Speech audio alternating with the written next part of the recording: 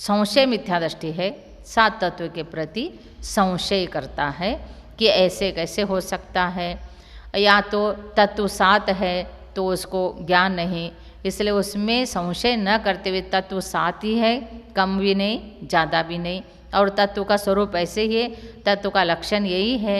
इस प्रकार जीवादि तत्व के प्रति, नौ पदार्थ के प्रति, पंचास्तिकाय 6 द्रव्यों के प्रति श्रद्धान करना जान के, तो वो तो सम्यक होगा, लेकिन उसके प्रति जो शंका होता है तत्व के प्रति, जिन धर्म के प्रति और दर्शन ज्ञान चारित्र के प्रति, वो सारे क्या है, संशय मिथ्यात्व है। इस प्रकार मिथ्यात्व 5, इनसे कर्मों का आगमन होता है, कर्मों का बंध होता है।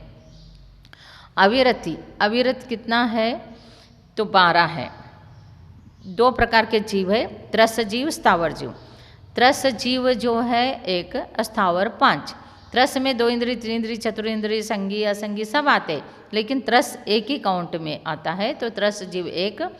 और स्थावर में पृथ्वी का एक अलग है, जल का एक अलग है, अग्नि का एक, वायु का एक, वनस्पति का एक, ये 5 स्थावर। क्योंकि इन सबको जीव मानते ही नहीं बहुत से लोग, लेकिन ये सारे जीव है, ये 5 स्थावर और एक त्रस, ऐसे ये 6 प्रकार के जीवों का रक्षण नहीं करना। और 5 इंद्रिय, स्पर्श इंद्रिय, रसन इंद्रिय, घ्राण इंद्रिय, चक्षु इंद्रिय, कर्ण इंद्रिय, ये 5 इंद्रिय और मन एक इंद्रिय, ऐसे 5 इंद्रिय और मन, इनके इंद्रियों के ऊपर कंट्रोल नहीं करना अविरत है। इसलिए 12 अविरत होता है, इनसे भी कर्मों का बंध ही होता है। और प्रमाद, प्रमाद जो है आगे आते हैं कषाय, कषाय में आता है। प्रमाद भी अवस्थित तो 15 प्रमाद है, 5 इंद्रिय है, 4 विकता है, जैसा स्त्री कथा है, भोजन कथा है, राष्ट्र कथा है, अवनिपाल कथा कहो या चोर कथा, ये 4 कथा है, 5 इंद्रिय है, और 4 कषाय, क्रोध मान माया लोभ, 4 कषाय है, और निद्रा और स्नेह, ये सब प्रमाद के भेद है। इन प्रमाद से भी कषाय कर्मों का बंध होता है, लेकिन इधर 15 कषाय अलग गिनेंगे तो संख्या बढ़ जाता है। कषाय में अंतर्गर्भित हो जाते हैं, क्योंकि कषाय और अकषाय, कषाय 16 है, अकषाय 9 है, सब मिलकर 25 कषाय है। 25 कषाय में प्रमाद अंतर्गर्भित है, इंक्लूड है, इसलिए 25 कषाय को आश्रम में बंध में गिना जाएगा। बंध हेतु, वहाँ बंध हेतु का कारण और क्या है, योग, योग 15 है, मन योग 4, वचन योग 4, काय योग 7। मन योग में सत्य मन योग, असत्य मन योग, उभय मन योग, अनुभय मन योग। वचन योग में सत्य वचन योग, असत्य वचन योग, उभय वचन योग, अनुभय वचन योग। तो अर्थात मन में भी सत्य विचार करना, जैसा वस्तु है वैसा ही समझ लेना, सोचना, चिंतन करना, सत्य मन योग, और सत्य ही उसके चिंतन, उभय मन योग और अनुभय, सत्य वचन योग, असत्य वचन योग कहते हैं ना। असत्य जैसा जो गलत है तो गलत ही, सही है तो सही, मन में भी ऐसे सोचना, कथन में भी ऐसे सोचना। उभय में सत्य भी है असत्य भी है, कोई भी चीज़ को 2 तरह से कथन करते हैं, और अनुभव में उसको सत्य भी नहीं कर सकते हैं, असत्य भी नहीं कर सकते हैं। जैसा उदाहरणार्थ सत्य को सत्य ही, जैसा वस्तु है वैसे कथन करना सत्य वचन, और असत्य मन योग में क्या होता है, जो झूठ है, खोटा है, तो खोटा को खोटा ही कहना, तो असत्य विचार हो गया, मन योग हो गया। उभय में सत्य का एक अपेक्षा से सत्य है, एक अपेक्षा से असत्य है, तो उभय हो गए, दोनों चीज़ें हैं। जैसा कमंडलू को घड़ा कहा, तो कमंडलू को घड़ा कहना क्या हो गया, कमंडलू घट रूप नहीं है इसलिए असत्य है, और सत्य इसलिए है कि घट का काम कर रहा है, उसमें पानी जल धारणा है, अर्थ है, अर्थात अर्थ क्रिया, तो ये जो है सत्यासत्य दोनों है। और अनुभव जैसा भगवान की दिव्य ध्वनि कीर्ति है, जैसा उसको आप सत्य भी नहीं कह सकते असत्य, जब तक अपने कानों पर आकर वो वाणी हम सुन नहीं सकते और वो बात समझ में नहीं आ रही है, तब तक उनको सत्य असत्य नहीं कह सकते, इसलिए उनको अनुभय कह सकते हैं। इस प्रकार से भगवान की वाणी सत्य और अनुभय रूप से खिरती है, क्योंकि मगध जाति का देव अर्धमागधी भाषा भगवान की वाणी कहा जाता है। जो भगवान की ओमकार ध्वनि निकलती है चारों ओर से, तो वो वाणी का जो झंकार शब्द वर्गनाएँ निकलते हैं, वो अपने अपने जो समोषण में 12 सभा होते हैं, 12 सभा में चारों प्रकार के देव, चारों प्रकार के देवियाँ, तिर्यंच का एक सभा और मनुष्य का एक सभा, मुनियों का सभा, आरिका श्रविका का सभा, जहाँ पर चक्रवर्ती मनुष्य है वहाँ पर एक सभा। तो इस प्रकार 12 सभा हो गया। तो ऐसे जो 12 सभा है उसमें जो जिस भाषा को जानने वाले जीव हैं उनको उसी भाषा में समझ में आने लगता है, क्योंकि वो कन्वर्ट हो जाता है। मगध जाति का देव भगवान की वाणी पुद्गल वर्गनाए शब्द, जैसा संसद में भी एक कन्नड़ में ही बात कर रहा है या हिंदी में कर रहे हैं, तो वो भाषा 7 भाषाओं में कन्वर्ट होके जाता है। ये तो 7 ही भाषा, लेकिन समोषण में 18 महाभाषा, 700 क्षुद्र भाषा और काउंटलेस असंख्यात उपभाषा में समझ में आती है। तो ये तो जैन धर्म का कितना सिद्धांत अकाट है, लेकिन बात समझ में नहीं आती, लोगों को समझते नहीं है। समोषण में हर चीज़ को बताया। भगवान के समोषण में भगवान तक पहुंचने के लिए 20,000 सीढ़ियाँ चारों ओर हैं। तो प्रथम सीढ़ी पर पैर रखते ही, आजकल तो एक्सकेलेटर है, तो वो उससे धीरे धीरे धीरे आप जाते हो, लेकिन समोषण में 20,000 सीढ़ियाँ लिफ्ट से भी ऐसे जाते हैं। लेकिन भगवान के सीढ़ी में प्रथम स्टेप में पैर रखते ही देवकृत अतिशय है, वो 14 अतिशय जो देवकृत है, उसमें कोई भव्य जीव सम्यक दृष्टि भगवान के निकट जाकर समोषण के सभा में बैठकर जो वाणी सुनने जा रहा है, तो विदिन समय 1 सेकंड समझो 1 मिनट, इतने में वहाँ पहुँच जाता है। तो इतना विशेष होता है, ये भी समोषण का विशेष है। वाणी किस किस प्रकार से भगवान की वाणी भाषाओं में कन्वर्ट होता है, ये सब है। तो कहने का तात्पर्य क्या है, तो भगवान की वाणी जब तक कानों में आता नहीं है और उसके अर्थ समझ में नहीं आ रहा है, तब तक उनको अनुभव कहा जाएगा। और गणधर परमेष्ठी द्वादशम वाणी सब समझते हैं, ग्रहण करते एक अंतर्मूर्ति में। और फिर वचन से भी ऐसे सत्य वचन बोलना और असत्य वचन बोलना और उभय वचन बोलना, सत्य भी असत्य भी मिक्स, और अनुभव वचन बोलना। काय योग में औदारिक का योग, औदारिक मिश्र का योग, आहारक का योग, आहारक मिश्र का योग, वैकृक का योग, वैकृक मिश्र का योग और कार्मन का योग, ये शरीर के हैं। तो इस प्रकार योग के 15, तो सब मिलकर कितना हो गया, 5 मिथ्यात्व, 12 अविरत और कषाय 25, उसमें अंतर्गर्भित है प्रमाद, और फिर क्या है योग 15। तो इस प्रकार से 57 जो है बंध का हेतु है, इससे बंध हो जाता है। अब कहते हैं बंध भी होते हैं, तो कैसे होते हैं। स कषायत्वा जीवा कर्मणो योग्यानुपुद्गला नाधत्ते स बंधाः।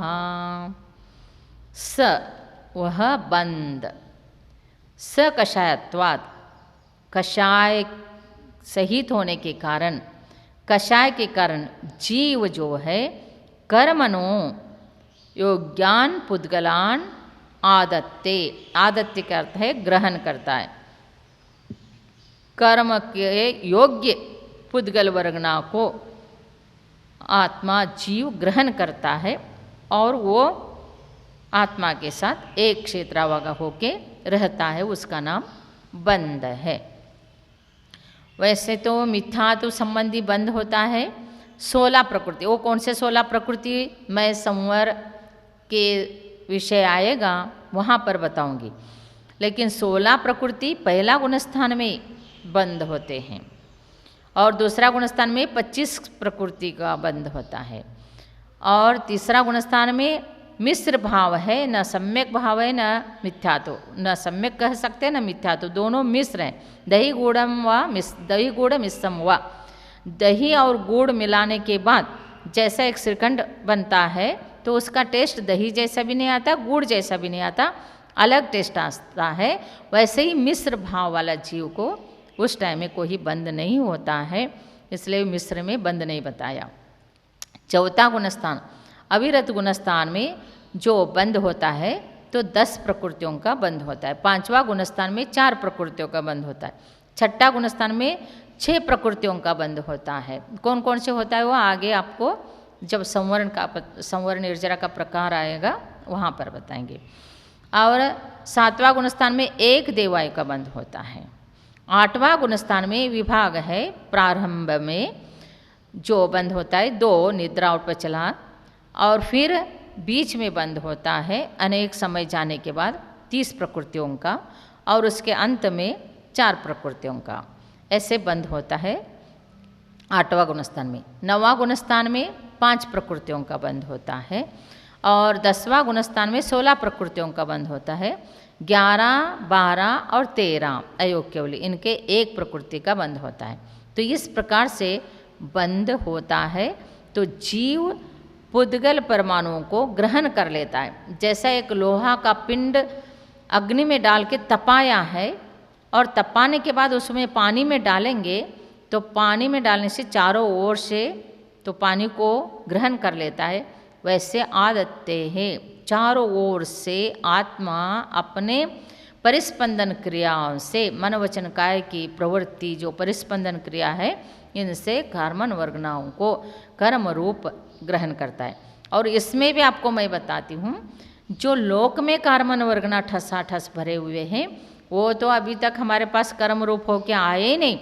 हमारे आत्मा के पास कर्म बंद हो के कर्म भी है, और कर्म बंद होने के लिए उम्मीदवार होके बैठे हैं। अर्थात सिर्फ राग और द्वेष करने की देरी और वही कर्म रूप कर्णठ हो जाते, उसका नाम है विश्रसोपचय। तो उस प्रकार के जो कर्म रगना है तो वो परमाणु कर्म बंद होने के लिए बैठे हैं, वो कर्म रूप बन जाते हैं। ऐसे अनंत अपने आत्मा के साथ बिना कर्म बंधे कार्बन वर्गना है तो वो कर्म रूप बनते हैं। बाह्य में लोक में जितने हैं वो नहीं आ रहे हैं, लेकिन आत्मा के चारों ओर जो है विश्रसोचे रूप से वही बंद रूप में आ जाते हैं, चारों ओर से बंद हो जाते। इसलिए कर्म योग्यान, कर्म को बंद होने में योग्य पुद्गल परमाणु है, उसको ग्रहण कर लेता है आत्मा। और कितने प्रकार के बंध होते हैं बता रहे हैं। प्रकृति स्थिति अनुभाग प्रदेशा तद विदया, विदया का अर्थ है भेद। प्रकृति बंध, स्थिति बंध, अनुभाग बंध, प्रदेश बंध, ये 4 प्रकार के बंध होते हैं। पैड़ी द्रव्य संग्रह में निमिषचंद्र आचार्य ने बताया, पैड़ी ठिधि अनुभागा कसाय भेदादु चतुर्विदो बंधो जोगा पैड़ी पदेदा ठिधि अनुभागा कसाय दो होंती। प्रकृति बंध, प्रदेश बंध, स्थिति बंध, अनुभाग बंध। योगा, योग से 2 प्रकार के बंध होते हैं। कौन कौन से? स्थिति और अनुभाग बंध जो है कषाय से, प्रकृति और प्रदेश बंध जो है योग से होते हैं। तो ये प्रकृति बंध का अर्थ है स्वभाव, जो कर्मों का स्वभाव क्या है वो उसका नाम है प्रकृति बंध। स्थिति बंध का अर्थ है कर्म आत्मा के साथ बंद होकर कितना काल तक रहेंगे, उसका नाम है स्थिति। और अनुभाग का अर्थ है फल देकर उस कैसे जाएंगे, वो जाते समय फल देते हैं तो उसका नाम है अनुभाग। और प्रदेश का अर्थ है कितने कर्म वर्गनाएँ आ रहे हैं, वो क्वांटिटी उसमें बताया जाता है। तो इस प्रकार से 4 प्रकार के, ज्ञानावरण के भी 4 है, दर्शनावरण के भी, प्रत्येक कर्म के 4 होते हैं, प्रकृति प्रदेश स्थिति अनुभाग। अब बताते हैं इनके स्वभाव कैसे हैं। आप देखिए, आद्यो ज्ञान दर्शनावरण वेदनीय मोहनीय आयुर्नाम गोत्रांतराया। आद्यो का अर्थ है प्रकृति बंध। तो प्रकृति बंध के नाम बता रहे हैं, ज्ञानावरण, दर्शनावरण, वेदनीय, मोहनीय, आयु, नाम, गोत्र, अंतरा, इनके नाम के अनुसार ही इनका स्वभाव समझो। ज्ञानावरण, आवरण, ज्ञान के ऊपर पर्दा। तो ज्ञान के ऊपर जो पर्दा डालता है वो ज्ञान का स्वभाव है। कैसे? उसके लिए एग्जाम्पल, जैसा हम आँख से एक क्षेत्र को देख रहे हैं, इतना विशाल क्षेत्र, इतना बड़ा मंदिर दिख रहा है, लेकिन इतना सिर्फ 2 इंच का कपड़ा भी हमारे आँख के सामने आ जाए तो वो विशाल मंदिर भी नहीं दिखेगा। एक पर्दा आ जाए तो ये कोई क्षेत्र, मंदिर नहीं दिखेगा। तो पर्दा क्या है? आवरण हो गया, आँखों से दिखने के लिए रुकावट आ गया। वैसे ही ज्ञान के अंदर ऐसे शक्ति है, सब कुछ जान सकते, 3 लोक के, 3 काल के चराचर वस्तु को युगपत जान सकते, द्रव्य गुण पर्याय सहित। लेकिन एक आवरण जो है, पर्दा जो है, उसके कारण जान नहीं सकते हैं।